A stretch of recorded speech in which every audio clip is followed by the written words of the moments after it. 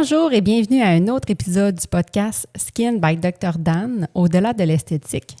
Aujourd'hui, je suis avec Dani pour discuter d'un sujet qui nous tient à cœur. qu'on avait très hâte de parler ensemble puis de faire le tour du sujet. Fait qu'aujourd'hui, on va parler de Wegovy, d'Ozempic et de Mounjaro. La révolution minceur, mais à quel prix pour votre santé et pour votre visage? Fait que si on commence, Dani, c'est quoi le Wegovy, l'Ozempic et le Mounjaro? C'est quoi, de un, la molécule, puis la différence entre les trois? Ben, en fait, là, avant de rentrer vraiment sur c'est quoi les molécules de Wegovy, Ozempic, c'est important de comprendre que, en fond, ça fait partie d'une classe de médicaments qui sont présentes depuis plusieurs années. Fait que le Ozempic est récent sur le marché. Là. C'est sûr que quand on parle de pharmaceutique, c'est vraiment plus récent. Mais la classe des GLP-1, là, qui sont vraiment des peptides là, pour le traitement des diabètes, existe depuis pas plusieurs décennies, là, mais plusieurs années. Puis initialement, ça a été inventé vraiment ou découvert là, par rapport au traitement du diabète en tant que tel. Fait que c'était très peu connu, mais c'était connu dans le milieu plus des spécialités au niveau de l'endocrinologie. Mais au fil des années, là, surtout aux périodes là, autour de la COVID, de la pandémie, mais là, on a découvert des propriétés un peu plus là, au niveau de la perte de poids. Puis les réseaux sociaux étant ce qu'elle est, mais là, étant ce que c'est, mais là, ça s'est beaucoup médiatisé là, par rapport à l'apparition pour l'indication pour la perte de poids, surtout chez les acteurs au niveau Hollywood et compagnie. Fait que c'est pour ça qu'on en parle beaucoup plus depuis quelques années, là, je dirais depuis la période de la pandémie. Fait que c'est pas nouveau, c'est pas un nouveau médicament qui arrive sur le marché, c'est connu depuis plusieurs années déjà, c'est juste que ça semble nouveau vu que c'est plus médiatisé. Exact. Fait que, la classe de médicaments, comme je disais, ça existe depuis très longtemps. Fait que c'est vraiment plus quand le semaglutide est arrivé, là, qui est le Ozempic ou le Wegovy. Quand ça s'est rentré sur le marché, mais là, les pourcentages de perte de poids sont vraiment plus impressionnants. C'était plus autour de 5 à 10 % pour les anciennes molécules, qui sont encore très efficaces pour le diabète, mais on avait un meilleur contrôle au niveau de la perte de poids, ou un meilleur succès au niveau de la perte de poids.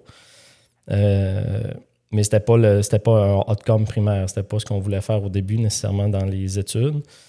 Puis là, ça c'est de plus en plus là, utilisé à ce niveau-là. Fait que ça existe depuis très longtemps. Fait que les données de sécurité qu'on a, ça date pas de 2-3 ans. Là. Ça fait des décennies qu'on sait l'efficacité et les risques associés au GLP-1. Est-ce que c'est une mode ou c'est une révolution médicale, ces médicaments-là? À mon sens, à moi, c'est une révolution médicale, mais qui a été vraiment très, très... je pense que cette révolution-là a été brûlée justement parce que ça a été mal utilisé dans beaucoup, beaucoup de cas. Puis cette mauvaise utilisation-là a été extrêmement médiatisée. Fait que ça a fait une mauvaise presse, mais ça reste une excellente molécule, tant pour le diabète que pour la perte de poids.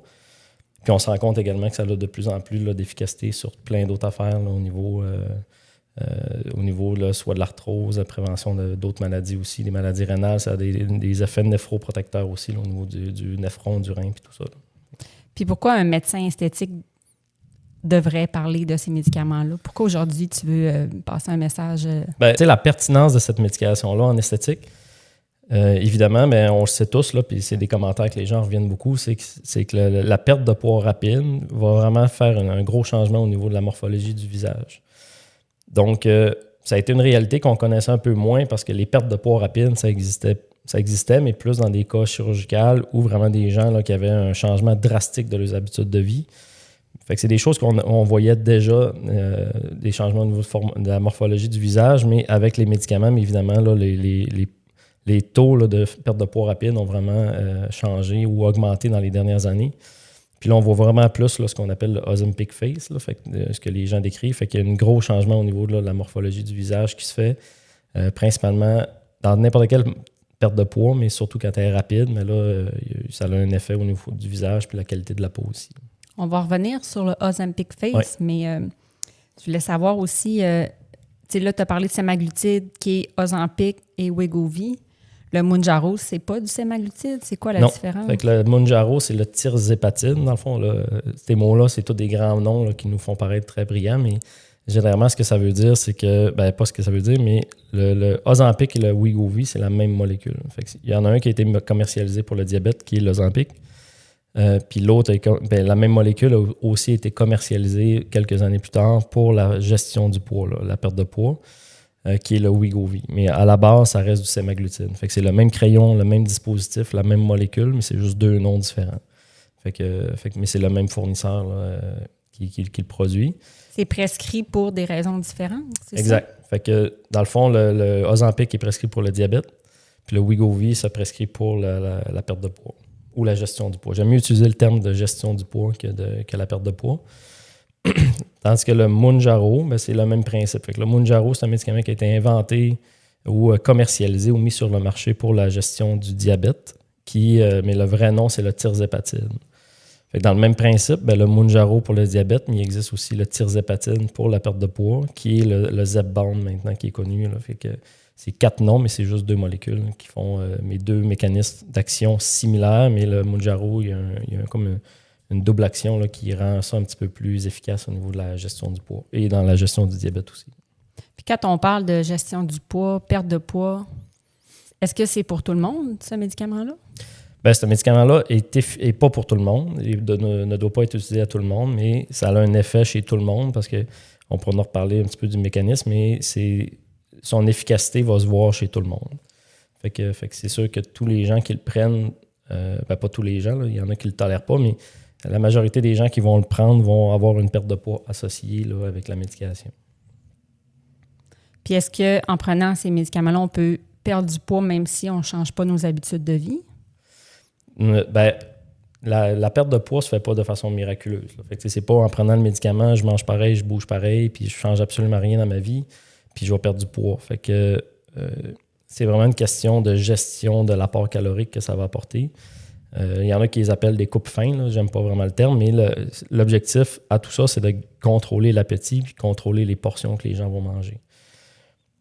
Puis c'est un peu, tu sais, dans le fond, ça pourquoi c'est super, ça marche vraiment bien, c'est en même temps, c'est un peu le nerf de la guerre sur les gens qui sont un peu les détracteurs du Ozempic, qui utilisent ça pour dire, c'est juste une question de paresse, t'as juste à mieux manger puis ça va bien aller, mais le vrai traitement de l'obésité, c'est pas juste une question de mieux manger, c'est beaucoup plus complexe que ça. Fait que voilà. Mais moi, je me suis déjà fait dire que dans le fond, ça joue sur le comportement alimentaire et non directement sur la perte de poids, dans le sens que ça va diminuer tes craves, ça va diminuer un peu ton appétit. Fait que c'est-tu vrai que ça joue un peu plus sur toutes les rages de nourriture, de sucre, puis tout ça joue-tu là-dessus? Fait que ça a un effet, dans le fond, là, c'est pas compliqué. Fait que, en fait, la maladie de l'obésité, parce que maintenant, c'est reconnu comme une maladie, là, les gens ont beaucoup de la misère pas les gens, là, mais une certaine classe de coach ou de fitness là, qui ont de la misère à se rentrer ça dans la tête. C'est pas juste une condition de manque de motivation, c'est vraiment une maladie chronique qui est reconnue maintenant. Puis cette maladie-là, il y avait eu plusieurs facteurs qui rentrent en ligne de compte de pourquoi les gens finissent par prendre du poids. Puis le comportement alimentaire en est un. Fait qu'autant qu'on peut avoir des troubles de comportement alimentaire pour les gens qui sont plus minces, c'est-à-dire anorexiques et compagnie, il existe aussi l'équivalent, mais chez la personne qui vit avec l'obésité. Fait que voilà. Fait que oui, ça a un contrôle, mais ça va gérer vraiment une question d'apport. Puis quand tu parles de crave, il y a d'autres classes de médicaments qui peuvent aider, mais oui, ça va aider sur la petite voix qui n'arrête pas de te parler en disant « Vas-y, manger ton sac de chips, puis j'ai faim, puis j'ai faim. » Puis les gens qui se lèvent la nuit, les gens qui mangent sont vraiment dans l'impulsivité de manger. S'ils ont un plat en avant d'eux, pour eux, c'est inconcevable. Pas inconcevable, là, c'est pas une question, c'est conscient, mais ils vont toujours passer au travers de l'assiette. Puis s'il y en a de plus en plus dans les buffets, mais ils vont juste manger 1, 2, 3 assiettes. C'est que ces gens-là, il y a une classe de ces gens-là, ils ne ressentent pas la satiété. Fait que, puis là, je ne vais pas rentrer dans les détails parce que c'est un jeu d'hormones entre l'estomac et le cerveau. Fait que ça joue sur le contrôle de la satiété. Fait que les gens ont plus faim plus rapidement. Fait que c'est vraiment là-dessus qu'on essaye de travailler pour justement diminuer l'apport calorique. Mais l'objectif, c'est pas de passer de 1500 calories par jour à 500 calories par jour. C'est de passer des gens qui mangent 2500 à 3500, 4000 calories par jour à un nombre de calories qui est plus selon le niveau métabolisme de base. Là. Fait qu'autour de, dépendamment, là, entre 1800 et 2400, dépendamment de bien des affaires. Mais... Fait que l'objectif, c'est plus ça. Là. Mais comment ces médicaments-là font pour faire perdre du poids? Fait que dans le fond, là, le mécanisme d'action des GLP-1 ou des GLP-1 GIP, là, qui est le tirzépatide, ben, le mécanisme d'action, c'est vraiment d'aller réguler ou moduler la réponse de satiété puis de faim au niveau cérébral. Fait que c'est vraiment, tu sais, les gens, il y a beaucoup de gens qui parlent que l'estomac ou le système digestif, c'est un deuxième cerveau. Je peux comprendre un peu l'objectif de cette parole-là, mais un cerveau maître, il en a juste un, puis c'est avec le cerveau. Mais le système digestif communique avec le cerveau, avec des hormones, là, comme je parlais tantôt, qui est la gréline, la leptine, il y en a plusieurs, mais fait que ça va venir vraiment jouer sur la modulation de ces niveaux d'hormones-là. Fait que le cerveau va comprendre que ben là, l'estomac il est assez distendu, tu as assez mangé, arrête de manger. Ou justement, tu n'as pas faim. Fait que ça va enlever la faim ou la pensée un peu envahissante que les gens ressentent un peu un vide d'estomac. Puis ça l'aide à contrôler cet apport alimentaire-là qui est en surplus et non nécessaire pour la survie de la personne. Fait que tu peux-tu, dans ta journée, juste pas avoir faim jamais puis rien manger de ta journée? Là, ça peut être extrême, dans le fond. Là. C'est sûr que là, il y a une question de dosage. Je le dis souvent avec le Botox là, ou le neuromodulateur. Le poison est dans la dose. Fait que c'est sûr que si on surtraite, on a des guidelines et des façons de le commencer, mais si on y va en surdosage, mais là, oui, il peut y avoir des effets qui sont secondaires. Ou des fois même, il y a des gens qui sont des hyper-répondants à la médication. Puis rapidement, ils ont vraiment plus faim. Puis là, c'est un peu plus difficile de manger des repas complets. C'est quoi les effets secondaires? Fait que les plus connus, c'est les effets secondaires au niveau plus du système digestif. Fait que nausées, avoir l'impression d'avoir l'estomac plein. Certaines personnes vont avoir de la diarrhée ou vraiment des brûlements d'estomac, du reflux, gastro-œsophagie. Fait que c'est sûr que c'est pas un médicament qui est miracle dans le sens que tu prends ça puis tout ça règle tout seul sans aucun impact en tant que tel. Fait qu'il y a des gens qui vont le prendre puis ils vont super bien le tolérer puis ça va passer vraiment facilement. Mais c'est quand même une minorité. La très grande majorité, mais tu perds un peu plus. Là. Ce que moi, je leur dis souvent, ben, c'est si tu as du plaisir à manger, ben, avec avec les semaglutides ou les GLP-1 GIP, mais le plaisir de manger disparaît un peu. Fait que tu vas manger, mais après 3-4 bouchées, déjà, tu vas commencer à sentir que ton estomac est plein, tu peux avoir un peu de nausée. Fait que c'est principalement ça que ça va aller travailler. Fait que là, mais évidemment, tout est une question de tolérance. Fait qu'il y a des gens, on va s'ajuster. S'il y en a qui ont trop d'effets secondaires, mais on va baisser le médicament. Ou on va monter la dose plus lentement, là, sur plusieurs semaines au lieu de le faire sur un mois. Mais là, j'ai comme un gros drapeau rouge dans ma tête qui se promène. Les carences nutritionnelles, ça prend une gestion, là, parce que là, si tu n'as plus faim, puis là, en plus, tu veux maigrir, tu prends ça, ben tu ne te forceras pas à manger parce que dans ta tête, il faut que tu diminues tes calories. Fait que ça peut être... C'est sûr que c'est une médication que, on parle souvent de troubles alimentaires, fait que c'est important justement d'accompagner la personne là-dedans. Parce qu'on peut exacerber des troubles alimentaires ou on peut vraiment en créer aussi là, des troubles de comportement alimentaire. Fait que, moi, mes patients, là, c'est sûr qu'il y a une question budget là-dedans aussi, là, mais ça prend un accompagnement par 2 autres types de professionnels qui vont être un nutritionniste et un kinésiologue, là, vraiment plus pour la masse musculaire que les gens parlent beaucoup. Là. Parce que là, tu perds du gras, mais tu perds du muscle. Ben, en fait, tu perds pas nécessairement du muscle. Quand c'est mal fait ou mal accompagné, mais c'est là que les gens vont avoir, oui, une fonte musculaire. Parce que là, c'est sûr que si la personne mange pas suffisamment ou qu'il y a vraiment trop une baisse rapide, ben, le corps humain a besoin de son énergie quand même pour survivre. Fait que là, il va aller, idéalement, ben, nous, ce qu'on souhaite, parce que les gens souhaitent qu'ils prennent cette énergie-là dans la masse graisseuse, dans la masse adipeuse, mais là, si c'est trop drastique, puis ben, là, maintenant, il va aller chercher aussi des protéines puis des calories au niveau de la masse musculaire. Fait que si la personne est sédentaire ou vraiment augmente pas là, son activité musculaire ou sa stimulation musculaire, mais là, effectivement, il peut avoir une perte musculaire aussi associée. Mais c'est pas parce que tu prends de l'Ozempic ou là, on nomme l'Ozempic, mais c'est pas parce que tu prends cette médication-là que nécessairement tu vas avoir une fonte musculaire et tu vas devenir sarcopénique, là, qui est un manque de muscle. Parce que c'est ça, il faut quand même que tu ailles des protéines, des glucides, des bons gras, puis que tu sois actif pour garder ta masse musculaire c'est ça. active. Fait que moi, là, c'est sûr que, comme je disais tantôt, au niveau budget, mais là, c'est pas tout le monde nécessairement qui peut aller avec prendre un coach personnel, un kin personnel ou un entraîneur privé, puis un nutritionniste. Fait que souvent, nous, on donne des conseils de base, puis on fait des suivis.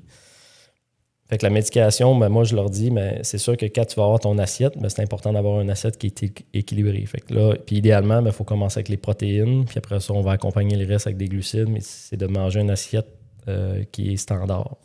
Selon on peut redébattre aussi du guide alimentaire canadien, mais l'objectif n'est pas là. Fait que c'est d'avoir un plan alimentaire puis d'être rigoureux dans la gestion du plan alimentaire. Fait que là, il y a plein d'outils maintenant là, qui sont plus ou moins faciles, mais l'important, c'est vraiment d'avoir un apport protéique important, complet, là, puis d'avoir un assiette qui va être diversifié. Fait que là, les carences alimentaires deviennent beaucoup moins probables si les gens mangent leurs 2 à 3 repas par jour équilibrés avec les bons dosages et tout ça. Puis là, l'accompagnement nutritionnel n'est pas obligé d'être à toutes les semaines pendant 1 an. Là. Ça peut être juste faire un plan, puis on fait un suivi ensemble et tout ça. Mais ça prend une approche qui est multidisciplinaire. Fait que là, dépendamment des médecins, dépendamment des prescripteurs, il y en a qui sont à l'aise, il y en a qui sont moins à l'aise, mais il y a quand même des notions de base à avoir quand on introduit la médication chez un patient. Parce que là, quand c'est prescrit dans le contexte d'obésité, dans le fond, la personne ne peut pas juste s'asseoir sur le fait qu'il prend cette médication-là pour dire, c'est dans la poche, je vais perdre mon poids avec ma médication, puis ça va être facile, entre guillemets. Il n'y a rien de facile. Fait que moi, je dis souvent à mes patients, si ton intention, c'est que ça soit une promenade dans le parc puis que tu vas prendre la médication puis tout va se faire tout seul, il y a très peu de chances que c'est comme ça que ça va se passer. Fait qu'il y a toujours un prix à payer. Le prix va être soit que tu vas avoir énormément d'effets secondaires, c'est-à-dire soit digestifs, puis tu vas avoir des carences alimentaires, puis là va venir la fatigue, va venir les gros changements, le stress physique, le physiologique. Le corps va vraiment ressentir un gros stress parce que là, il ne comprend plus trop ce qui se passe. Puis il va y avoir une fonte musculaire qui vient avec. Mais l'autre objectif, c'est de dire, je prends la médication, mais tout ça va être accompagné vraiment d'un plan au long cours qui va dire, là, je me prends en charge, puis je vais changer mes habitudes de vie. Fait que mieux manger, plus bouger, puis tout le reste au niveau du sommeil. Mais avec ça, c'est là que la médication va vraiment se potentialiser, puis ça va donner de meilleurs résultats, tant sur ta perte de poids, oui, mais sur vraiment ta confiance en soi, mais sur ton bien-être, puis de bien vieillir dans le temps. Parce que l'Ozempic ou la perte de poids, la perte de poids occasionnée par le semaglutide ou autre, c'est un stress énorme pour un corps qui n'est pas adapté ou qui est mal accompagné dans tout ça. Parce que là, c'est ça, c'est approuvé par Santé Canada, puis bien encadré, c'est sécuritaire de prendre cette médication-là. Parce qu'il y en a beaucoup là, que c'est épouvantable, c'est le diable, cette médication-là, mais c'est parce que c'est souvent prescrit, obtenu ou acheté sur le marché noir, sans encadrement, pas pour les bonnes personnes, pas pour les bonnes raisons, tout ça. Fait que c'est sécuritaire, cette médication-là. Il ne faut pas en avoir peur quand c'est bien prescrit. Sur les réseaux, là, on voit beaucoup de gens là, qui sont sans nuance, dire que c'est comme tu disais, là, pour reprendre tes mots, que c'est le diable. Mais ceux qui ont vraiment ce discours-là, à mon sens à moi, c'est qu'ils ne comprennent rien de c'est quoi la médication pour la gestion du poids. Puis fait que ça, c'est dans n'importe quoi. Le moins de moins que tu demandes en science, quand quelqu'un parle sans nuance d'un sujet scientifique, c'est probablement quelqu'un qui ne comprend rien de quoi il est en train de parler ou qui sait juste un microscopique. Ça dépend des patients, ça dépend du contexte. Il y a tellement de facteurs qui changent. Puis tu peux pas aborder le sujet de changement d'habitude de vie à quelqu'un qui a une obésité. Là, la classification a changé, là, mais si on reste une obésité morbide, si on prend un exemple d'un patient de 350 livres qui a des grosses douleurs au genou, des douleurs dans le dos, puis que peu importe, là, mais qu'il y a plein de problèmes de santé physique, dire mais mange mieux puis bouge plus, ça va se régler ton problème. Mm-hmm. Mais c'est pas de même que ça marche dans la vraie vie. Fait que si toi, dans ta tête, c'est la seule solution, c'est que va courir, ça va bien aller. Tu devrais peut-être réorienter ta carrière. Ça, c'est mon opinion personnelle. Tu n'es peut-être pas dans le bon domaine. Fait que tu peux pas aborder la médication. Tu peux pas aborder quelqu'un qui a un IMC à 30 puis qui veut perdre du poids, puis un IMC à 42 puis qui veut perdre du poids. La personne qui a un IMC à 42, c'est pas juste parce qu'elle est paresseuse puis qu'elle mange pas bien. Puis il y a plein de facteurs qui rentrent en ligne de compte. Puis il y a sa vie personnelle, puis il y a plein d'autres affaires, mais il faut les accompagner là-dedans. Avant, malheureusement, si on se recule d'il y a 5 ans, on n'avait pas beaucoup de ressources autres que justement les changements des habitudes de vie. Mais tu sais, moi, je le vois dans mon bureau, les patients, une fois par mois. Après ça, il s'en va chez eux, puis ben là, il est dans son univers, il retourne dans son environnement, dans son entourage, il retourne avec ses problèmes de vie. Fait que tu sais, tous les gens qui ont déjà essayé de changer vraiment bout pour bout de leur vie, c'est difficile de se motiver. Énergivore. C'est énergivore, puis c'est une grosse charge mentale, physique et compagnie. Puis là, ce qui est le fun, moi, ce que j'aime aujourd'hui, c'est que maintenant, on a d'autres choses à leur offrir pour leur donner un coup de pouce à justement se prendre et tu vois, même moi, en fait, c'est un des domaines les plus stigmatisés qui existent parce que naturellement, je viens de dire qu'ils se prennent en main, mais c'est pas une question de se prendre en main ou non. C'est ancré dans nos. C'est ancré dans la société. Mais... Puis, je suis vraiment. Moi, j'en fais beaucoup parce que j'en ai dans ma pratique qui viennent me voir justement pour la gestion du poids et tout ça. Fait que, en médecine générale, pas en médecine esthétique. En médecine privée, en médecine de famille. Là, fait que c'est sûr que c'est un domaine qui est ultra stigmatisé, puis les gens sont stéréotypés, puis ils sont étiquetés, puis ça, c'est reconnu depuis belle lurette là, que la société juge. Parce que, tu sais, si tu fais du cholestérol, on ne te dira pas « prends-toi en main ».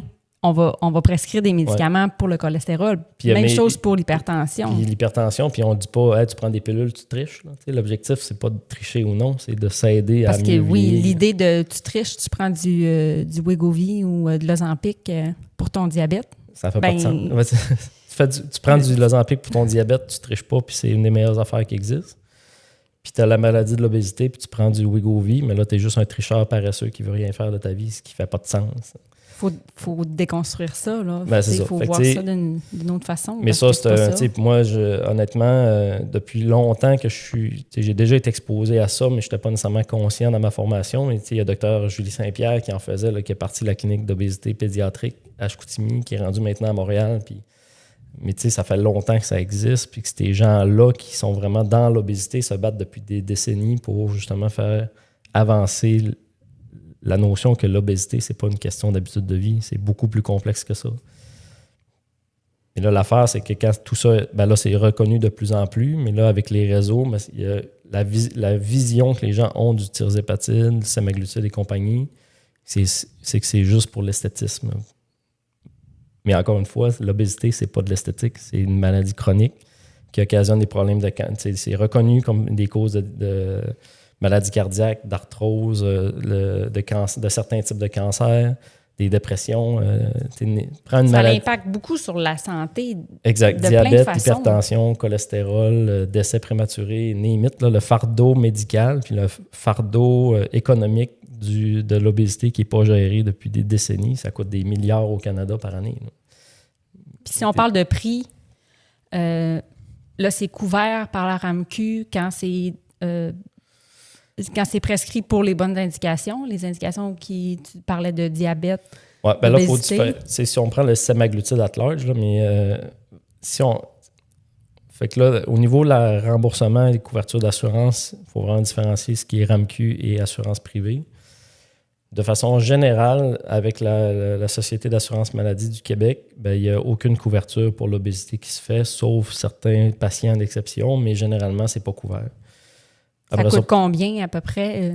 Fait que là, ça va changer, mais l'Ozempic, peu importe la médication ou peu importe la médication de gestion de poids que tu utilises, ça variait anciennement. Quand je parle anciennement, c'est il y a quelques semaines, c'est entre 400 et 500 $ par mois pour la médication que tu prends. Puis tu prends ça à vie. Oui. En théorie, l'obésité, si on veut être logique, si tu souffres d'obésité qui est une maladie chronique, l'obésité ne disparaît pas parce que tu prends du semaglutide. Au même principe que, on le voit des fois nos patients, là, est-ce que tu fais du diabète? Non. Puis finalement, il prend 3 médicaments pour le diabète. Il est guéri, mon diabète. Comme, non, tu n'es pas guéri. Il est traité et contrôlé. Fait que l'obésité, c'est le même principe. Fait que si tu prends ta médication, même si tu perds du poids puis tu deviens un IMC qui est dans les valeurs non obèses, là, tu restes avec la maladie de l'obésité quand même. Ça serait quoi un IMC pour prescrire ce médicament-là? L'IMC, on sait tous là, les lacunes que l'IMC apporte, mais ça prend des critères pour les remboursements. Fait que toute personne qui a un IMC en haut de 30 dans les recommandations des sociétés savantes, avec un IMC à 30, les sociétés savantes disent que les patients pourraient avoir un bénéfice de prendre des médicaments de type gestion de poids, là, semaglutide et autres. Ça, c'est tous les patients. Puis on descend ce barème-là ou ce critère-là à 27 si les gens ont une maladie associée. Fait que, associée à l'obésité, là, qui est le cholestérol, diabète, hypertension, apnée du sommeil, des choses comme ça. Okay. Fait que ça, c'est vraiment ça, c'est les indications de traitement. En haut de 35, mais là, ça devient plus clair. Quand on tombe en haut de 40 d'IMC, mais là, on tombe plus dans la gestion chirurgicale de l'obésité, qui n'est pas le sujet du podcast aujourd'hui, mais à 40, c'est là, tu es d'emblée candidat à la chirurgie bariatrique. Mais ça ne t'enlève pas le critère non plus d'avoir accès à la médication de type gestion de poids. Là, tu peux te le faire GLP-1. prescrire exact. aussi, même si tu aurais une chirurgie bariatrique. Exact. Ça l'aide dans Maintenant, la gestion ça se fait. du poids. Les gens le font soit avant ou après la chirurgie, dépendamment. Ça dépend à quel point ils sont rendus dans le cheminement là, de leur point de. Mais c'est le même principe. Il y a des gens qui ont des IMC à 42 ou 41, puis là, ils sont en attente d'avoir une chirurgie bariatrique. Puis là, ils disent, ben là, moi, si je le commence, je vais perdre du poids, là, je ne serai plus candidat à la chirurgie bariatrique parce que mon IMC va baisser. Mais ça, c'est pas vrai parce que quand tu tombes candidat à la chirurgie bariatrique, mais il y a toujours une prise en charge initiale qui pour aller voir si les patients sont motivés parce que c'est pas facile d'avoir une chirurgie bariatrique. Fait qu'on leur demande de changer leurs habitudes de vie quand même avant parce que le pronostic à long terme est meilleur. Fait que là, même s'ils perdent du poids, mais eux, ils vont toujours considérer le poids maximal que tu as eu. Fait que c'est un IMC à 41, puis quand c'est rendu ton tour d'être opéré, tu es rendu à 36, bien, il y a plusieurs facteurs qui vont influencer, mais tu peux avoir quand même la chirurgie parce qu'ils vont considérer que tu avais un IMC à 41. Tu as eu le critère, donc tu es candidat. C'est juste que là, ton traitement a débuté, mais ta maladie est encore présente. Fait que oui, tu peux avoir la chirurgie bariatrique. Fait que c'est-tu remboursé, finalement, quand tu te le fais prescrire par ton médecin? Fait que pour tu payes-tu 400$ par mois? Ou? Ouais. Fait que pour l'obésité, là, pour l'avoir essayé plusieurs fois, la RAMQ, ça passe jamais. Ou pratiquement jamais. Les assurances privées, ça dépend à quel point que les assurances... Malgré que tu as l'IMC qu'on parlait tantôt. Peu importe l'IMC. Fait que c'est toujours un grand combat. J'ai des gens qui ont de l'apnée connue, puis ça a été refusé. Fait que ça dépend de beaucoup de choses. Fait que la RAMQ, on a tous la même couverture, mais dans les assurances privées, ça dépend vraiment de ton assurance. De l'assureur. Ouais, exact. Puis de quelle classe... je pense que c'est tu peux faire la demande. Bronze, argent, or, mais ça vient toujours avec des demandes, des formulaires d'assurance à remplir, à envoyer. Après ça, moi, ça m'arrive d'écrire des lettres aussi pour explicatifs. Là. Mais je te dirais que j'ai peut-être un taux d'acceptation de 20 à 25 %. Fait que c'est pas... Ça aussi, c'est à réfléchir. Là. Quand tu vas voir ton médecin, puis là, finalement, tu commences à parler de ce médicament-là, faut soit de un, tu ailles le budget, ce qui est assez cher, merci, là, payer ça par mois. Ou il faut que tu ailles vraiment les bons critères. Là. L'obésité, de ce que je comprends, c'est encore dur d'être accepté puis d'être remboursé. Là. Fait que tu n'as pas ça facilement. Là. Non, ça se rend. En fait, il faut avoir malheureusement, on parle de justice sociale par rapport justement. Moi, je suis au privé, là, puis là, c'est une vitesse. Avoir un système de santé à deux vitesses, d'avoir les gens qui vont dans le privé puis des gens qui vont dans. Mais tu sais, qu'il y ait des gens qui ont accès à ces médications-là versus je suis capable de me le payer ou je suis pas capable de me le payer, c'est encore pire que d'avoir un système à deux vitesses. Parce que là, tu as une médication qui est reconnue, qui fonctionne puis qui diminue énormément le fardeau de maladie à long terme pour le patient. Puis il n'a pas accès parce qu'il n'est pas capable de se le payer. On ne parle pas de traitement qui coûte 100 000 $ par mois pour un cancer terminal incurable. On parle vraiment d'une maladie qui est... C'est plus de 30 %, on lisait là-dessus, c'est plus de 30 % de la population canadienne qui vit en situation d'obésité actuellement. Puis au Québec, je pense que c'est 56 % qui sont en surpoids ou obèses au Québec. C'est un fléau, là, l'obésité. C'est une pandémie, si on veut reprendre les termes. Puis les classes... L'autre affaire qui est alarmante, c'est que je me souviens plus des groupes d'âge exacts, de le cut-off, mais... les gens où il y en a le plus, c'est dans les gens de 35 à 45 ans, par exemple. Fait que, ils ne sont même pas encore rendus dans justement d'avoir les complications de l'obésité, mais ça s'en vient là, parce que ça apparaît à 45, 55, 65, là, les problèmes cardiaques, cholestérol, diabète, hypertension. Fait que ça va... Puis économiquement, veut pas, ça fait partie de la décision sociétale, peu importe, décision de société de comment qu'on aborde ce problème-là. Puis quand on arrête la médication, le poids revient, dans le fond, parce que là, si les habitudes n'ont pas été changées, Fait que, le corps reprend ce qu'il a perdu. ça, c'est un autre mythe, là. Le poids ne revient pas nécessairement. Fait que c'est sûr que si la personne... Généralement, ce qu'on va voir, c'est que les gens vont le prendre pendant à peu près 1 an. Puis là, vu que ça coûte à peu près 6 000 $ par année pareil, fait que les gens, après 1 an, vont l'arrêter. Fait qu'il y a il y a 3 classes de traitement de patients qu'on va voir. Fait que tu vas avoir la classe qui, eux, se sont vraiment là, changé leur habitude de vie puis ont changé vraiment leur fonctionnement quotidien. Puis ces patients-là, quand eux vont avoir plus de succès à maintenir leur poids à long terme. Parce qu'ils ont adopté une meilleure alimentation, ils ont adopté un mode de vie plus actif. Puis là, on ne demande pas de faire des marathons à tous les semaines. C'est vraiment d'augmenter la dépense énergétique puis la masse musculaire, généralement. C'est sûr que si tu veux être dans cette groupe-là, mais si tu embarques ton entourage là-dedans, si tu es supporté et entouré par soit des professionnels ou ta famille, mais c'est sûr que tu vas avoir plus de chances d'adhérer dans ce groupe-là. Après ça, tu as les gens qui ont, eux, se sont, entre guillemets, assis sur la médication, mais ils n'ont absolument rien changé dans leur fonctionnement puis dans leur schème de pensée. Mais c'est sûr que ces gens-là, le poids va revenir parce que la sensation de la faim, d'avoir la petite voix qui revient, de finir va manger ton sac de chips, va manger au buffet chinois, va manger chez McDonald's, fait que l'apport calorique va revenir. Fait que nécessairement, à moins que ce soit mis à faire du sport sans bon sens, puis pour accoter le niveau de calories. Oui, c'est ça. Ce qui serait surprenant parce que si tu fais du sport énormément, à un moment donné, tu n'as pas le choix de faire des choix, mais de faire des choix en conséquence dans ce que tu manges. Ouais.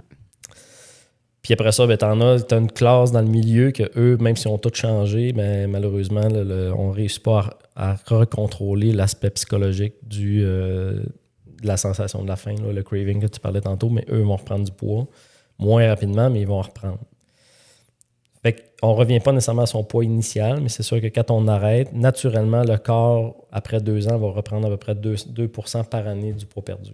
Fait que ça, c'est toutes des choses qui sont attendues, mais c'est important de le dire aux patients dès le début, puis d'y rappeler, parce que 2 ans plus tard, il va revenir en disant là, je recommence à prendre du poids, puis là, ils vont se démotiver. Fait que, tu passes une longue période aussi à perdre du poids sans combattre tes pensées, puis tout ça. Puis là, quand tu l'arrêtes, ça revient. Fait que ça redevient un combat. Mais, tu sais, moi, mon approche, là, puis je le dis, au début, j'étais plus, faut perdre du poids. Mais maintenant, je suis plus dans, tu sais, le premier objectif, puis ce qu'on veut, c'est que tu arrêtes de prendre du poids. Fait que si, pour moi, quelqu'un qui prend 5 livres par année ou 5 livres par 6 mois, par exemple, moi, si après 1 an, elle a pris aucune livre, c'est une victoire quand même. Il y a eu un changement. Là, je parle pas de quelqu'un qui pèse 120 livres, qui a un IMC à 26, 120 livres à 27, elle est petite. Mais là, moi, je parle vraiment de quelqu'un qui a un IMC là, 33, 35, puis qui est vraiment là, qui vient de voir parce qu'ils perdent le contrôle justement de leur poids. Si on réussit à atteindre un niveau de stabilité au niveau du poids, c'est une victoire. Après ça, on peut travailler pour dire, là, on va travailler sur d'autres choses. Fait que le poids ne devrait jamais être La perte de poids ne devrait pas être l'objectif. C'est de stabiliser puis améliorer vraiment la chair autour de l'os. Parce que c'est pas juste je m'injecte puis je fonds comme du beurre au soleil. Là. Comme tu dis, ça peut être juste on va maintenir ton poids puis on va y aller graduellement. Beaucoup plus de résultats à long terme, de maintien aussi. Moins de stress sur le corps, puis tout ça. Là. C'est ça. Fait que tu sais, puis il existe aussi des gens qui sont obèses, mais qui sont métaboliquement sains. Fait qu'ils ils vivent en situation d'obésité, mais ils ne sont pas malades nécessairement. Ils ont la maladie, mais ils n'ont pas d'impact, puis ils n'auront jamais d'impact, puis ils vont vivre jusqu'à 100 ans parce que leur corps est fait de même. Ils ne développent pas les inflammations ou les problématiques de santé qui sont associées avec l'obésité. Ce que dans le jargon avant, on appelait l'obésité métaboliquement saine. Fait que ça veut dire, oui, tu es obèse, mais tu n'as pas de diabète, pas de cholestérol, puis tu n'en auras jamais de ta vie, pas d'arthrose, pas d'impact, puis tout ça. Mais ça, c'est des chanceux qui ont gagné à la loterie de cette maladie-là. Ouais. Puis là, tu parlais on parlait de grandes pertes de poids. Si on revient à l'Ozempic Face, on voit ça sur les réseaux sociaux partout. Là. C'est un sujet qui brûle les lèvres ces temps-ci. Dans le fond, pourquoi le visage perd autant de masse graisseuse au niveau du visage? Parce qu'on dirait que ça vieillit vraiment beaucoup. Les gens qui ont une perte de poids très rapide, ils ont comme le visage plus creusé, ils ont l'air plus fatigués. C'est quoi ce phénomène-là de Ozempic Face? Moi, je comprends là, que les gens décrivent cette situation-là par ce nom-là de l'Ozempic Face, mais si on reprend, on connaît tous des gens qui ont perdu beaucoup de poids puis qui ont des traits plus tirés, des traits plus creux. Fait que c'est pas l'Ozempic spécifiquement, c'est la perte de poids, la grande perte de poids, des affaires de 50, 100 livres de perte de poids. C'est sûr qu'inévitablement, c'est plus à l'inverse, c'est que tu avais beaucoup de tissu adipeux au niveau du visage, puis là, tu l'as perdu de 100 livres, mais tu en perds partout, dont au visage. Parce qu'il y a des pattes graisseuses au visage qui sont vraiment, qui vont donner les rondeurs, la structure, le soutien. Quand on perd du poids rapidement, mais le corps va aller en chercher probablement un peu plus en proportion dans ces fat pads, là, ou les coussinets graisseux du visage. C'est pour ça que ça va donner quelqu'un qui a des traits plus tirés, moins de rondeur au visage, puis qu'on va avoir un peu plus des proéminences osseuses là, au niveau des maxillaires ou des zygomates, tout ça. Fait que c'est vraiment dans l'optique dont on perd le coussinet graisseux, puis c'est ça qui enlève l'aspect de rondeur du visage ou de plénitude dans certaines zones. La peau est-tu plus flasque? La peau peut être plus flasque dépendamment du point que tu partais, puis dépendamment de la qualité de ta peau, puis dépendamment de l'élasticité initiale de ta peau, là, génétiquement que tu as. Fait que c'est sûr que c'est une peau qui est très élastique et de bonne qualité, mais ça va moins paraître en termes de visage qui tombe. Mais c'est une peau qui est malheureusement de mauvaise qualité parce que tu es faite de même, mais là, oui, il peut avoir un peu plus d'impact. Puis moi, je suis d'avis que si on perd du poids lentement, tu vas avoir moins d'impact au niveau justement de la qualité de la peau puis du changement au niveau du visage que si tu la perds très rapidement en très peu de temps. Parce que là, ça crée un stress, puis là, le corps, il vient comme un peu à chercher où prendre son énergie, puis là, il prend ça dans n'importe quel tissu graisseux. Parce qu'il y a différents types de tissus graisseux. Là. Dans le fond, fait que mettons que là, tu as une cliente là, qui a fait attention ou peu importe, maintenant, elle trouve qu'elle a le visage creusé. C'est quoi les traitements qu'on peut faire pour venir un peu combler ce creux-là, cette perte adipeuse au niveau du visage pour retrouver un peu de forme, de structure, puis... Oui, ben, tu sais, quand on voit c'est les clientes là, qui ont vraiment une perte de poids rapide, ben, premièrement, là, il faut comprendre pourquoi ils ont perdu du poids. Là, parce que c'est sûr que je reste médecin, fait que là, mais là, on parle vraiment plus des gens qui ont pris de la médication. Fait que là, ce qu'on veut évaluer, c'est la qualité de la peau, puis vraiment le manque de support ou la perte de volume qu'il y a eu au visage. Fait que c'est vraiment les deux entités qu'on peut séparer parce que c'est pas les mêmes modalités. Puis, mais là, les études sont en train de sortir là, récemment sur ce qu'on peut offrir à ces patientes-là. Mais fait qu'il faut travailler tant sur la perte de volume que sur la qualité de la peau. Puis, étant donné que le Ozempic et le semaglutide et compagnie, ben, c'est pas appelé à disparaître, ben, les compagnies pharmaceutiques, eux, investissent aussi dans comment on peut accompagner ces patients-là pour donner des bons résultats à long terme. Fait que là, ils commencent à sortir des protocoles de soins. Que ce soit les compagnies ou vraiment des injecteurs là, qui accompagnent les patients là-dedans, mais on développe des protocoles de soins pour vraiment aller accompagner les gens là-dedans, soit pendant la perte ou après la perte de poids. L'objectif, c'est de redonner le volume, fait qu'on va travailler soit avec des agents de comblement qui sont bien connus pour donner du volume, puis les biostimulants, là, qui nous notent de plus en plus, mais ça, c'est comme on parlait la dernière fois, c'est des choses qui sortent de plus en plus sur le marché. Puis maintenant, ils s'en viennent avec des mélanges là, dans la même seringue, tu as des biostimulants, puis de l'agent de complément. Puis là, tu parlais qu'on peut se prendre un peu d'avance. Disons que je suis quelqu'un qui souffre d'obésité, qui a commencé la médication, puis que là, justement, je ne veux pas me rendre à avoir un visage creux. Je peux commencer à te consulter pour prévenir et un peu surveiller la perte de poids au niveau du visage?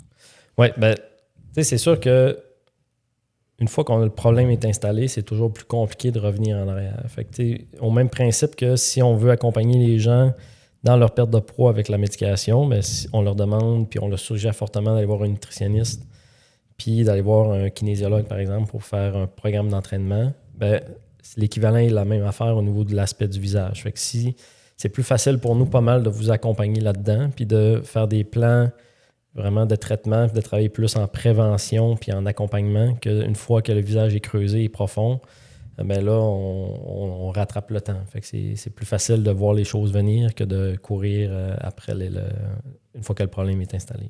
Puis Tu parlais de qualité de peau tantôt. Y a-tu... je suppose que les lasers peuvent aider aussi pour la qualité de peau, mais qu'est-ce que tu veux dire par qualité de peau? C'est-tu les crèmes que je mets à la maison ou c'est vraiment plus intense comme des traitements de laser puis tout ça? C'est quoi le... Les deux. Fait que dans le fond, là, moi, je pense que tout changement ou stress physiologique devrait être accompagné par un skincare à la maison, des soins à domicile, des soins cutanés à domicile, puis de laser plus léger. Fait que, ce qui est le fun, c'est que quand on le prévoit, mais on n'a pas besoin d'être autant agressif parce qu'on va travailler avec la peau pour la garder vivante puis la garder en santé. Mais ta peau, ça serait quoi, mettons, la diminution de la qualité de la peau avec la perte de gras? Dans le fond, c'est la perte de collagène, puis on est capable maintenant, certains biostimulants sont capables de... C'est plus dur à prédire lequel va réagir, mais les fat pads graisseux, on est capable de les garder stimulés puis de les garder plus présents, plus actifs sans qu'ils fondent nécessairement. Mais là, c'est de trouver le bon patient, puis est-ce que tous les patients réagissent de la même façon au niveau des coussinets graisseux? Pas nécessairement, mais c'est vraiment de travailler sur la texture de peau, avoir une peau qui garde son élasticité au niveau de l'élastine, du collagène, puis qui garde son tonus dans tout ça. Puis le teint, quand on perd du poids rapidement, c'est un grand stress, fait que le teint peut changer aussi dans tout ça. Fait que c'est de travailler avec différentes modalités de traitement pour travailler sur justement ces trois-là, le tonus, la texture, puis le teint de la peau. Mon Dieu, OK. Je ne savais pas qu'il y avait des traitements pour ça. Ouais. Fait que soit avec des soins à domicile, mais aussi avec des traitements en clinique. L'affaire, c'est que si on ne fait rien pendant la perte de poids, puis qu'après ça se poursuit, mais là, si on veut revenir en arrière, c'est toujours difficile, mais si on veut améliorer, mais là, il faut être un peu plus agressif. Fait que là, on tombe dans des traitements soit plus dispendieux ou plus de convalescence après, là, comme un laser CO2, par exemple. Parce que, tu sais, ça peut sonner épeurant de « Mon Dieu, si je perds du poids, il va falloir que j'investisse en médecine esthétique » puis tout ça, mais c'est pas toutes les patientes que ça arrive puis qu'il y a un niveau intense de visage creux puis... mais, tu sais, il faut toujours se rappeler... Ça reste que c'est de l'esthétique, là. Fait que, quand on parle de... Tu sais, moi, jamais je vais décourager quelqu'un de dire « perds pas de poids parce que ton visage va changer. » C'est propre à chaque personne. Là, de un, ça appartient à tout le monde, mais de deux... Si on parle de vieillir en santé, mais oui, on peut vieillir avec aider le vieillissement du visage, mais ça reste que avec un IMC à 36, avec des douleurs partout, avec un beau visage rond, ou avoir un IMC à 28, mais un visage plus creux, mais là, tu fais du sport, puis tu apprécies la vie, puis tu as moins de douleurs, mais on s'entend que le choix est facile à faire. Ben, c'est de l'esthétique. Là, ça reste de l'esthétique. La santé, c'est ça. C'est pas une question de santé d'avoir... de la graisse au niveau des joues ou pas. Là, c'est vraiment esthétique. Puis, je sais pas comment dire ça, là, une coche de plus par rapport au suivi de traitement avec l'Ozempic, le Wegovy, tout ça. Il faut que ça soit important pour toi. Mais... Je ne veux pas créer de complexe par rapport à ça, mais il y en a qui ont le complexe de ça. De mon Dieu, j'ai fait des efforts, j'ai perdu du gras, j'ai changé mes habitudes de vie, mais tout ce que je vois le matin... c'est mes joues creuses, puis à quel point j'ai perdu du poids, bien, il y en a des solutions pour ces gens-là pour qu'ils se sentent bien dans leur peau. Exact. Puis c'est toute part de l'évaluation aussi. Tu sais, tu peux aller faire ta consultation puis discuter de ce que tu n'aimes pas. Puis là, c'est le médecin qui va te dire un peu, bien, voici tous les traitements possibles. Il y a des solutions, puis ça peut être mis sur une année complète. Tu n'es pas obligé d'avoir 56 traitements la même journée puis que ça te coûte les yeux de la tête. Tu sais. Bien, tu sais, moi, ce que j'aime faire avec ces patients-là, tu sais, moi, c'est sûr que ce qui est intéressant pour moi, c'est que j'ai les deux côtés de la médaille. Là. J'en fais en médecine privée, que je prescris puis je fais des suivis de gestion du poids. Puis il y a des gens qui perdent du poids, mais je suis capable de les sensibiliser, je peux t'aider aussi si j'aime. Ben, évidemment, je ne leur dis pas, là, dans le sens que mais si eux commencent à me parler qu'ils ont des problèmes de ça, ou des peurs, des craintes par rapport à leur changement du visage, ben là, je peux les accompagner là-dedans. Fait que moi, je suis capable de faire les deux. Mais tu sais, moi, il y aurait quelqu'un qui ferait ça avec son médecin de famille, puis c'est son médecin de famille qui ferait toute la prise en charge médicale de son obésité. Ben, tu sais, moi, je l'encouragerais fortement d'aller voir son spécialiste d'injection, d'esthétique, là, puis de se faire un plan. Mais tu sais, moi, il viendrait me voir, là, je donne un exemple pour moi, il viendrait me voir pour parler de ça. Ben, tu sais, je le conseillerais en disant, ben, tu sais, là, ta peau... elle n'a pas vraiment de problème, mais ce que je t'encourage à faire, c'est c'est les crèmes à la maison, mais ils peuvent en trouver partout. Fait que là, je vais leur conseiller sur ce que moi, je pense qui est le best pour eux en termes de prévention, puis voici les objectifs, voici ce que tu dois surveiller, puis si tu as besoin d'aide, ben, tu peux aller voir un spécialiste ailleurs ou venir me voir, mais après ça, on travaille ensemble. Ben, c'est ça, dans le fond, tu offres les connaissances si les gens ont des questions ou ils veulent des traitements, mais c'est pas... Ben, si je vous prescris l'Ozempic, vous devez aller en médecine esthétique après. Là, le lien, c'est pas cause à effet. Là, pas du moi, tout. L'objectif, c'est d'accompagner les gens dans leur changement corporel. Si on parle d'obésité. Fait que, mais le changement corporel, c'est une chose. Mais l'objectif, c'est que je te sois encore plus en forme puis pendant plus longtemps pour profiter plus longtemps de ta vie. Fait que parce qu'on a juste une. Fait que aussi bien d'en profiter le plus longtemps possible.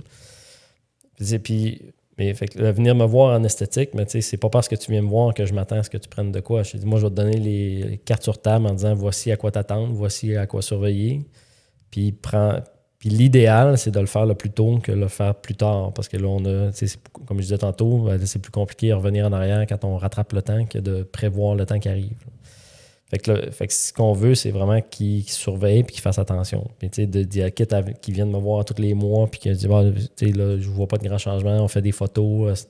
Fait que, ça, c'est des choses qui peuvent être faites aussi. Là. Les gens, à cette heure, il faut faire attention avec les téléphones parce que ça déforme si on est trop proche, mais c'est de se prendre des photos de comparaison puis de voir comment ça évolue. Mais pas à tous les jours, mais mettons à tous les 6 mois, à toutes les années, puis surveiller un peu leur changement du visage. Parce que ça peut avoir l'air... les gens qui ne connaissent pas ça, justement, la médecine esthétique, là, ils ont les gros chiffres en tête de ça va me coûter cher, puis tout ça, mais tu peux consulter aussi, puis voir un peu c'est quoi les traitements, qu'est-ce que ton visage puis ta peau aurait besoin. Puis c'est un peu comme un kinésiologue là, dans ma tête. Là, tu as un objectif, ben là, tu as ton médecin en esthétique qui va t'aider à l'atteindre selon ton budget, selon ce que tu aimes, ce que tu n'aimes pas.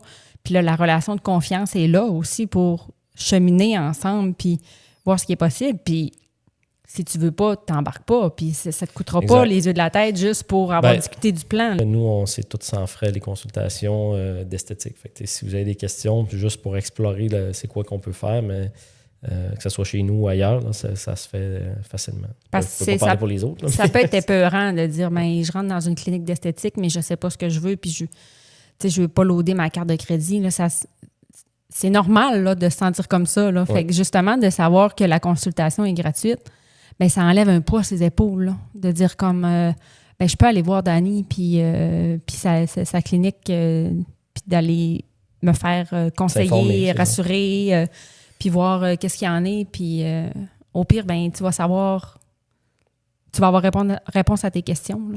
Puis c'est peut-être pas, puis c'est pas fait pour tout le monde, là, les soins qu'on fait. Là. Fait que, puis c'est correct, puis c'est pas grave. C'est correct, puis rendu là, moi, sans jugement. C'est des services qu'on offre aux gens. Fait que, si les gens, c'est fait pour eux, ben, tant mieux. Si c'est pas fait pour eux, ben, au moins, ils ont l'information.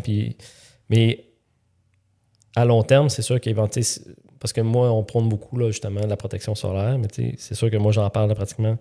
Ça dépend pourquoi ils viennent, mais généralement, j'en parle à tout le monde. Fait qu'éventuellement, tout ça finit par... Si pour moi, je le vois une fois, puis je le conscientise à... Le meilleur anti-âge que tu peux faire aujourd'hui, c'est de mettre une crème solaire à tous les jours. Ben, peut-être que cette personne-là, dans 5 ans, elle va se dire il avait raison, puis là, elle va commencer à en mettre parce qu'il va se souvenir de ce que j'y ai dit. Ça sème une graine. Fait qu'on ne sait jamais ce que les gens. L'impact de nos paroles ont pour les gens, puis que tu aies des paroles positives ou négatives, on ne sait jamais ce que ça impacte à long terme. Puis autant que la cliente peut arriver et dire ça, c'est épouvantable ou ça n'a pas de bon sens, puis que finalement, toi, de ton œil de médecin, tu es comme t'es dans la norme. Tu peux aussi rassurer les gens dans ce sens-là. J'en ai vu une cette semaine, elle me dit je trouve que mon visage est asymétrique. J'ai dit c'est sûr que si je prends mon scalpel, ça prend pas. Si je prends mon caliper puis on mesure, oui, mais moi je t'aurais vu au restaurant puis je t'aurais jasé, jamais j'aurais remarqué que ta face est asymétrique. Là.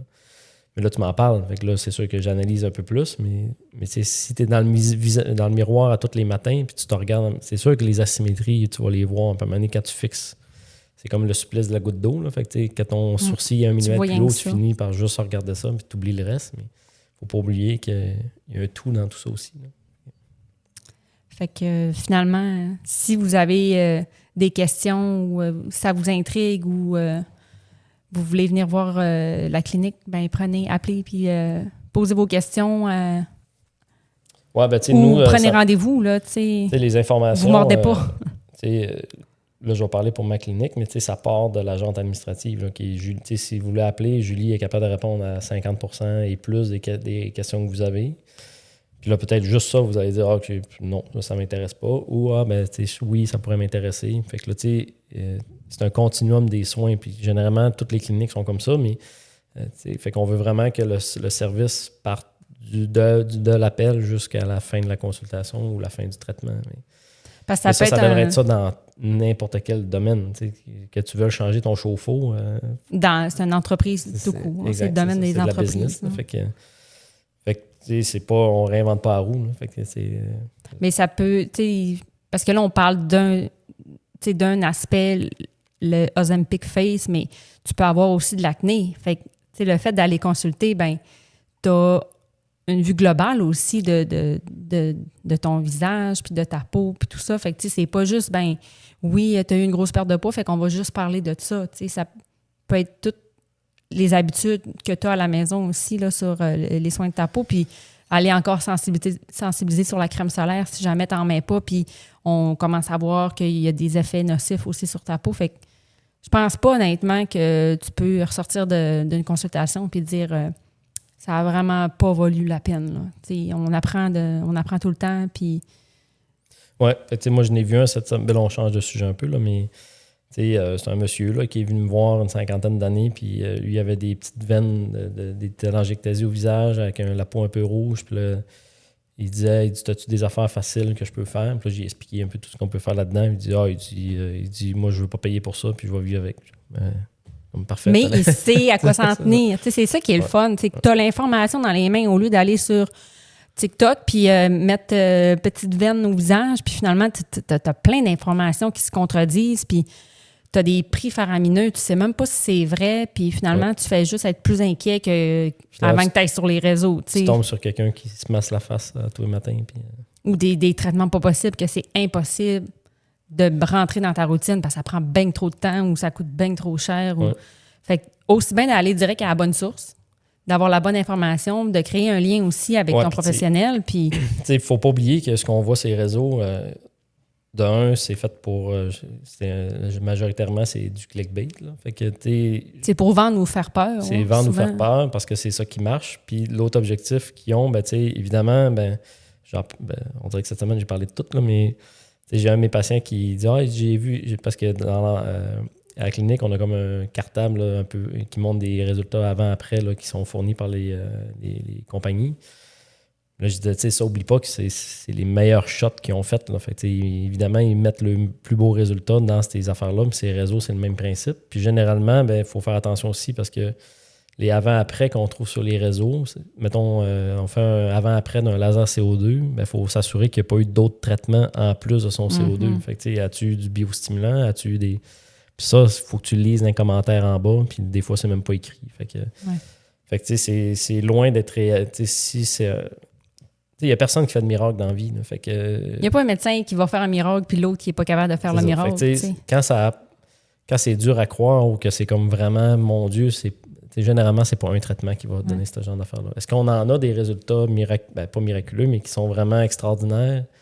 La réponse est oui, mais c'est 5% de nos clients. Là. Fait que le reste, c'est des résultats qui vont se construire dans le temps, mais pas avec juste ton injecteur. C'est ce que tu vas faire à la maison aussi. T'sais, comme ton dentiste, il fait une très bonne job, mais si tu te brosses, je reviens souvent à cette expression-là, mais si tu ne brosses pas les dents, tu vas en faire des caries pareilles, même si ça te les répare. Mais ton plan de gestion de ta santé buccale peut être juste de dire, moi, je vais voir mon dentiste aux 6 mois, mais il y a un prix à payer.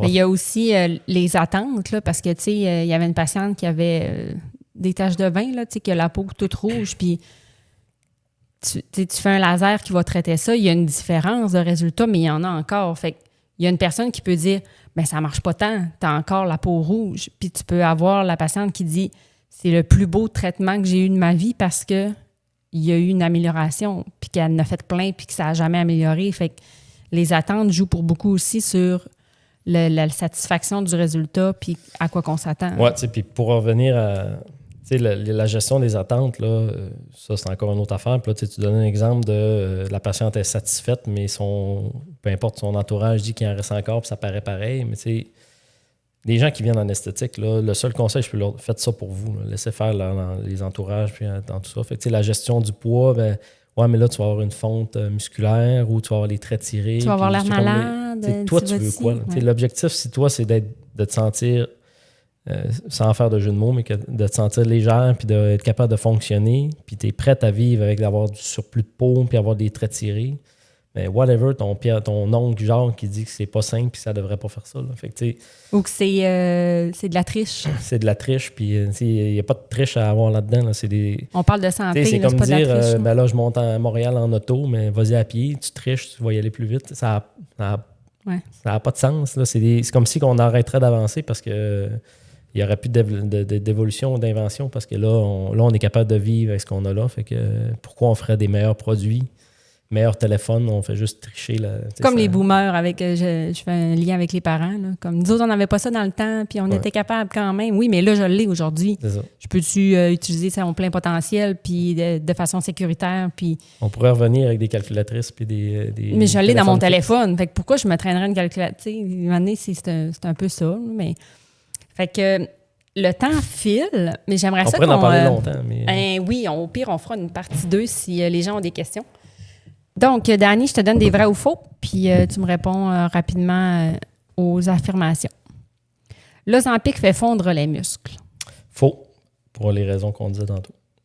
On peut manger ce qu'on veut. Faux et vrai, mais je pense qu'il faut faire quand même de meilleurs choix avec la prise d'Ozempic. Dès qu'on arrête, tout le poids revient. Faux. Tout le monde devrait en prendre. Non. Ça remplace l'entraînement. Non, surtout pas. C'est réservé aux personnes diabétiques. Non. Les injections sont douloureuses. Non, c'est vraiment pas. Dans le fond, c'est une mini-aiguille d'insuline. Ça ne dit rien aux gens, là, mais c'est une mini-aiguille d'insuline. C'est pratiquement... C'est un inconfort plutôt qu'une douleur. On va terminer avec des questions rapides en rafale. Qui est un bon candidat?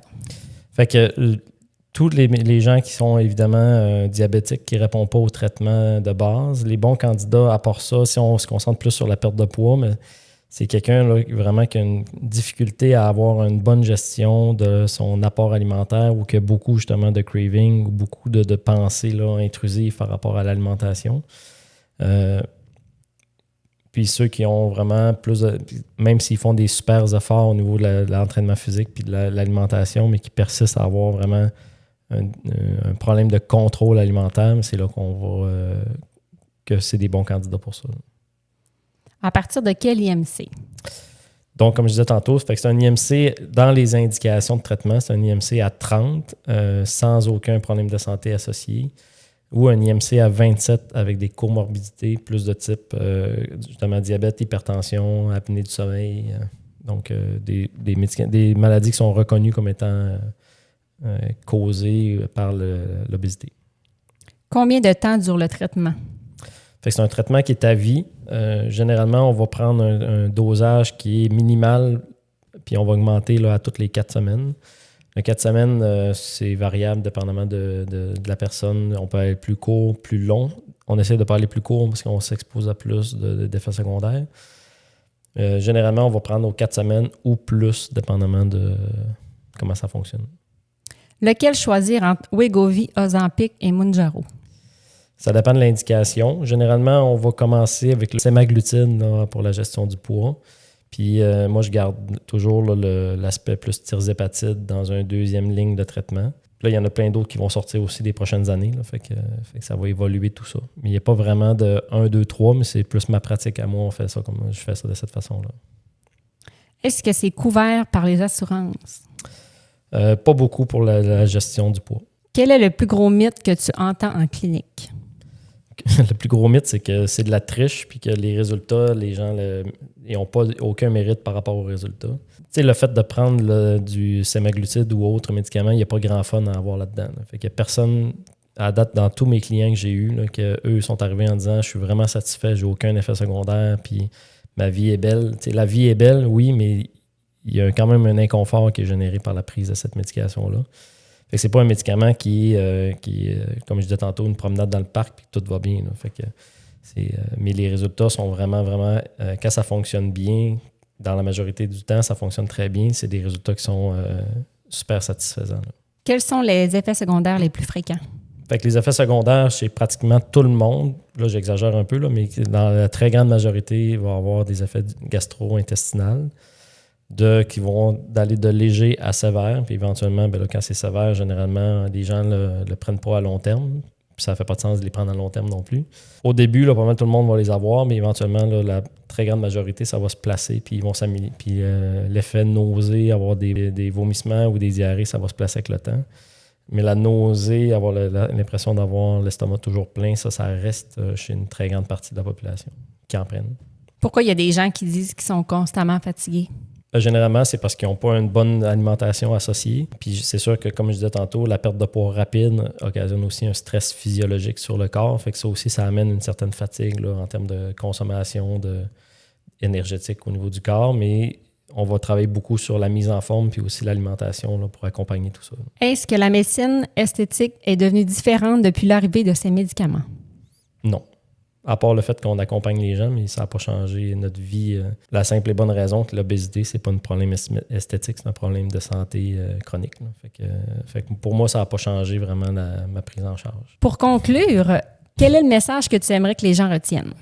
Ben, en fait, moi, ce que je veux que les gens retiennent de cette conversation-là, ça n'a même pas rapport avec la médication, ça a rapport plus avec la prise en charge de l'obésité. Tu sais, moi, l'obésité, c'est reconnu depuis très longtemps comme une maladie chronique dans le milieu, mais de plus en plus là, en termes des organismes fédéraux et compagnie.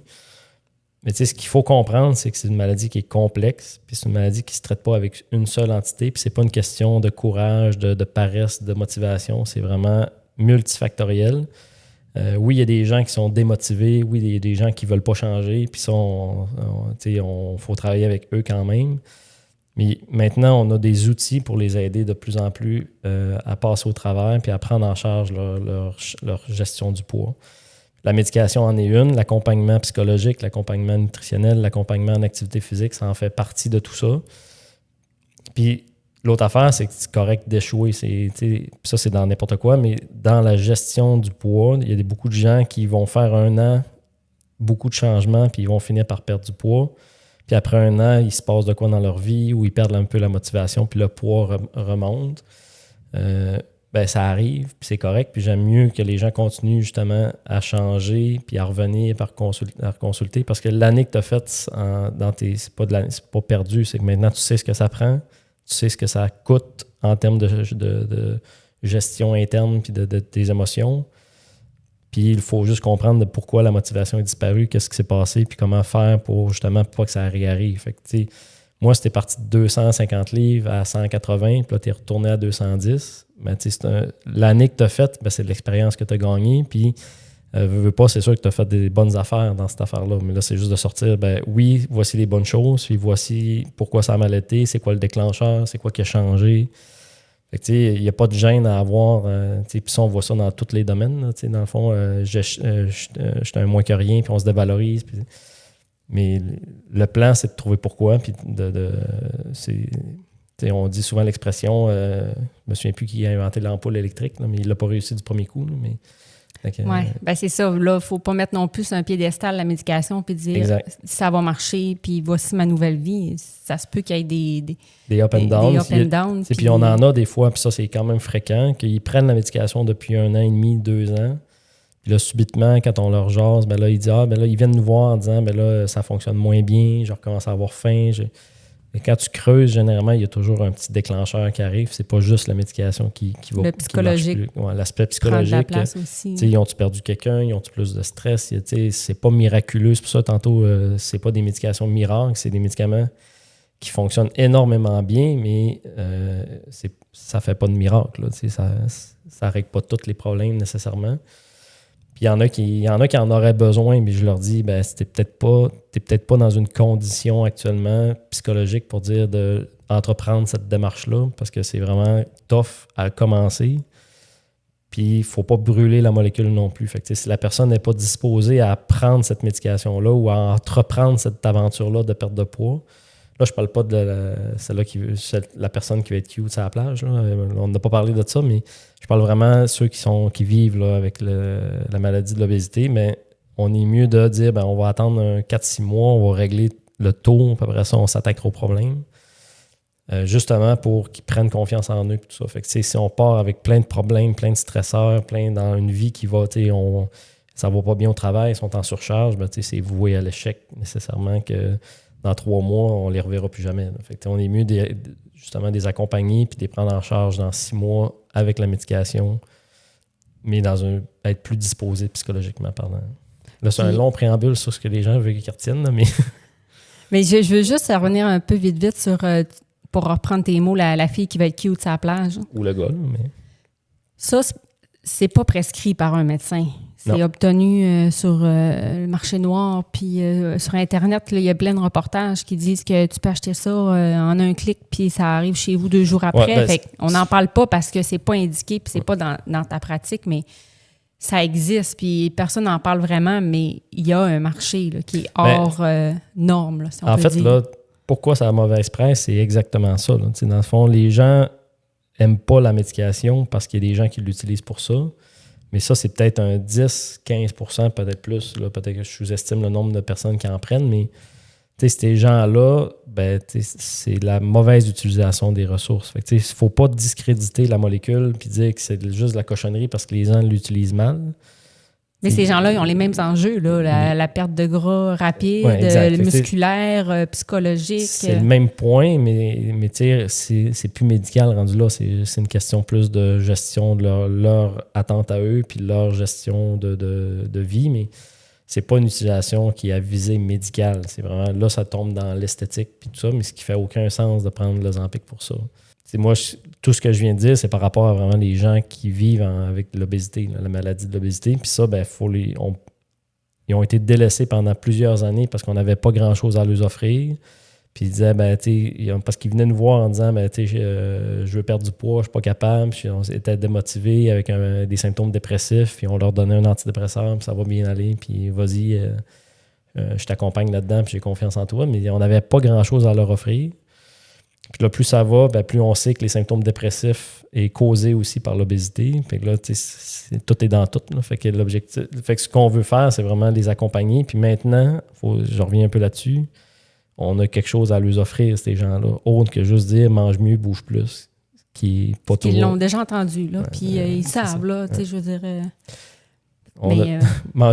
bouger plus, bouger plus, c'est quelqu'un qui n'aime pas ça, là. Ou comme tu dis, qu'il avait mal à un genou puis qu'il a de la misère à marcher. En tout cas, c'est pas évident, mais comme tu dis, c'est un traitement, une façon d'aider. Mais tu sais, c'est comme le meilleur exemple que c'est parce qu'il y a des gens qui ils veulent faire du sport puis ils aiment ça faire du sport. Mettons, on prend un athlète qui se blesse au genou. Là, il faut lui dire, il faut que tu continues à t'entraîner parce que tu as les Olympiques qui arrivent dans 6 mois. Mais il a le genou débattu, il va dire je peux pas m'entraîner, j'ai le genou débattu. Le fait qu'eux, on l'accepte, mais l'autre qui vit de l'obésité et qui a un genou débattu parce qu'il est full arthrose, lui, on va lui demander de bouger plus. Mais comment il va faire pour bouger plus avec un genou? Il va marcher, il va nager, mais OK, mais j'aime pas ça nager. Je fais quoi pour moi? Je fais du vélo, mais je pèse 400 livres, je peux pas faire du... D'où le contexte, puis souvent, je vais donner l'analogie de... Demande à moi de faire du piano une fois par jour, 150 minutes par semaine de piano. J'haïs ça, faire du piano. Je vais le faire pendant 2 semaines, puis après ça, je vais m'arrêter. Fait que quelqu'un qui n'aime pas ça, faire du sport, puis s'entraîner, puis pour lui, c'est un fardeau à faire ça. Ben beau dire, fait 150 minutes d'activité par jour, par semaine. À part de me c'est pas comme ça qu'il va... C'est plus dur d'obtenir la perte de poids quand t'aimes pas ça. Mais si c'est relié à la perte de poids... Puis là, tu finis par consulter pour trouver quel type d'activité physique que tu aimes. Ben là, tu modifies tes habitudes de vie tout en perdant du poids qui, là, ça devient comme plus facile aussi. Là, si tu as un problème de genou puis que là, tu perds du poids, ben tu as moins de poids sur ton genou. Plus facile d'être actif, meilleure confiance en toi. Puis, fait que c'est un amalgame de plein de facteurs au bout de la ligne. Puis oui, il n'y avait pas ça dans le temps, mais maintenant, il l'a. Fait que aussi, c'est ça. Au lieu de se fermer les yeux et de dire c'est la médication du démon, c'est bien la connaître puis qu'elle soit bien prescrite puis de se référer aux bons professionnels qui vont pouvoir encadrer puis vous aider là, dans ce cheminement-là. Mais oui, il existe un monde qui est vraiment plus dans l'esthétique puis de je veux perdre ma petite bédaine puis Mais c'est présent, puis ça va toujours il y en a faire partout, les stars, il y en a plein qu'on voit avant-après, puis il en parle d'un film là, qui vient de sortir au cinéma, là, il a trop pris d'Ozempic, tout ça, fait il est partout, ce mot-là. Là. Ouais. Même sur les plates-bandes, au baseball. Au hockey, là, ouais, c'est ça, on voit, parlez-en à votre médecin, mais il est partout. Fait que aussi bien d'en parler puis de dire les vraies choses par rapport à ça. Puis... Mais tu sais, tout, puis ça, c'est un message aussi, là, pas tant pour les clients, pas pour les patients, mais pour les professionnels de la santé ou ceux qui travaillent justement dans les habitudes de vie et tout ça. Vous allez devoir apprendre à travailler avec parce qu'il ne disparaîtra pas. Là. Puis là, les génériques s'en viennent, ça va être encore plus abordable. Fait que là, il y a beaucoup plus de gens. Les assureurs vont de plus en plus le rembourser parce que là, il va devenir un avantage à payer une médication qui est peu dispendieuse par mois versus la chirurgie du genou qui va arriver dans 5 ans ou la autre. Fait que tu sais, il va en avoir de plus en plus qui vont pouvoir le prendre parce qu'il va être payé ou il va être moins dispendieux, ils vont pouvoir se le prendre. Là, je parle vraiment des gens qui ont des problèmes de poids, qui veulent gérer le poids. Fait que, tu sais, c'est vrai. Fait qu'ils n'ont pas le choix de travailler avec. Fait que si ton point, c'est de dire, ben, je vais changer tes habitudes, tu n'en auras plus besoin. D'un, tu ne comprends pas c'est quoi la maladie d'obésité. Puis de deux, tu as sûrement des tabous puis des mythes dans ta tête. Tu triches, fait que tu n'as pas besoin de ça. Mais... Tu sais, on en connaît, là. Toutes les fois, je les écoute sourciller, là, mais tu sais, c'est comme, ben, si tu ne réussis pas à perdre de poids, c'est juste que tu n'es pas motivé, tu n'es pas discipliné, puis il va voir quelqu'un d'autre. C'est ton mindset. C'est ton mindset. C'est comme, tu sais, t'as rien compris. On pourra en reparler éventuellement. Dernière question. Si ton meilleur ami commençait demain matin, c'est un de ces 3 médicaments-là, quel conseil que tu pourrais lui donner en début de traitement de ces médicaments-là? Bien, la première chose, ça serait vraiment de travailler de discuter avec lui par rapport à c'est quoi la raison pourquoi il veut le prendre, puis c'est quoi ses attentes par rapport à ça. Après avoir validé ça, puis si pour moi, je pense que c'est une bonne idée pour lui, mais c'est vraiment ce qu'on veut atteindre, c'est la perte de poids, c'est pas quelque chose qu'on doit faire en l'espace de 2 mois, 3 mois. Fait que c'est vraiment une question de gestion du poids, mais gestion des habitudes de vie sur plusieurs années. Fait que l'objectif, c'est pas d'aller le plus vite possible, c'est de le faire le plus longtemps possible. Fait que c'est de le planifier. Fait que là, on le commence quand dans l'année, on le commence accompagné de qui, mais le quand, ben là, rendu là, c'est propre à chaque personne. Mais après ça, c'est de travailler avec un kinésiologue ou un motivateur. Là. Rendu là, c'est quelqu'un qui va te prendre en charge vraiment en termes de motivation. Faire un plan de traitement ou non, un plan d'entraînement ou non. Il faut que tu t'entraînes, oui. Après ça, d'avoir quelqu'un pour te conseiller au niveau nutritionnel. Parce que des fois, les coachs équines, ils ont des notions là-dedans aussi. Mais ça dépend toujours à quel point c'est difficile pour toi de gérer tout ça. Là. Fait que puis des connaissances que tu as, puis du temps que tu as, puis tout ça. Puis de ne pas viser. La dernière chose, ce que je conseillerais aux gens, c'est de même pas se peser. Là. Fait que c'est vraiment de le faire pas pour le poids, mais pour avoir des objectifs qui sont intelligents et réalisables à long terme. Puis là, le poids, inévitablement, si tu prends vraiment le temps de faire une meilleure gestion de tes piliers de la santé, là, que je nomme souvent, mais si tout ça s'améliore, ben le reste, ça va suivre. Fait que la médication va venir t'aider à faire tout ça. Fait que c'est là, à ne pas comprendre que je simplifie au fait de dire que c'est juste de bouger plus, manger mieux, puis être moins stressé. Là, on parle dans le contexte que tu prends la médication puis que tu fais une meilleure hygiène de vie, mais le poids, il n'y a pas le choix de suivre, de se stabiliser puis de baisser tranquillement. Fait que c'est vraiment ça serait ça. Fait que ça serait de travailler avec des professionnels d'un kin en nutrition puis d'avoir des attentes qui sont des objectifs en dehors du poids, de la gestion du poids. Puis peut-être en psychologie aussi, si jamais il y a des difficultés. C'est l'aspect psychologie, motivationnel que je parlais, mais effectivement, en psychologie, si tu as des soucis ou des questionnements par rapport à ça, ben, de consulter, c'est toujours une bonne affaire. Fait, si je pouvais résumer quelqu'un qui commence le Wegovy, mais c'est plan d'entraînement pour prévenir la fonte musculaire puis optimiser, pour avoir un plan alimentaire pour justement les carences au niveau nutritionnel de ne pas en avoir. Puis là, il y a l'aspect vraiment de plus psychologique là, que je n'avais pas parlé spécifiquement. Mais la 4e, c'est si tu veux un jour si tu veux être déçu dans ton processus, c'est de viser un poids. C'est voué à l'échec. Parce que quand tu vas l'atteindre, c'est quoi l'objectif d'après? Regarde juste ça. Fait que, moi, c'est vraiment de dire, c'est pas facile à faire, c'est un devoir que la personne doit faire par elle-même, mais que ça soit d'être capable de jouer encore avec mes petits-enfants, avec mes enfants, de faire courir. Tu sais, moi, le déclencheur, Marcher plus. Marcher plus, être capable de faire du ski. Mais c'est de ne pas avoir de chiffre. La balance, jetez-la, puis gardez ça pour votre kin le fera, votre médecin le fera, mais de ne pas en avoir à la maison. C'est des bons conseils. Est-ce que l'Ozempic fait vraiment vieillir le visage? Oui, ça peut faire vieillir le visage quand c'est mal accompagné ou mal fait. Pourquoi certaines personnes paraissent avoir pris 10 ans en seulement quelques mois? C'est la perte rapide, la perte de volume, puis le changement de la qualité de la peau. Le Mounjaro est-il vraiment meilleur que le Wegovy? Donc, en moyenne, on a 25 de perte de poids avec le Mounjaro, puis 15 avec le Wegovy. Est-ce qu'on peut perdre du poids sans perdre son visage? Oui, quand c'est fait plus sur du long terme. Quel est le plus gros mensonge qu'on entend sur ces médicaments? Que c'est la voie facile, c'est le plus grand mensonge, parce qu'il n'y a rien de facile dans le fait de prendre cette médication-là. J'espère que ça l'a répondu à plusieurs de vos questions. C'est sûr qu'on aurait pu encore en parler des heures et des heures, mais on voulait vraiment survoler le sujet puis donner un peu ton avis par rapport à ça, parce que c'est des questions qui te sont posées fréquemment, là, surtout que tu es en médecine privée et en médecine esthétique. Oui. Fait que gênez-vous pas de nous écrire si jamais vous avez d'autres questions ou si vous avez besoin de consultation, soit en médecine privée ou en médecine esthétique. Puis on se dit... à bientôt. À bientôt. Abonne-toi.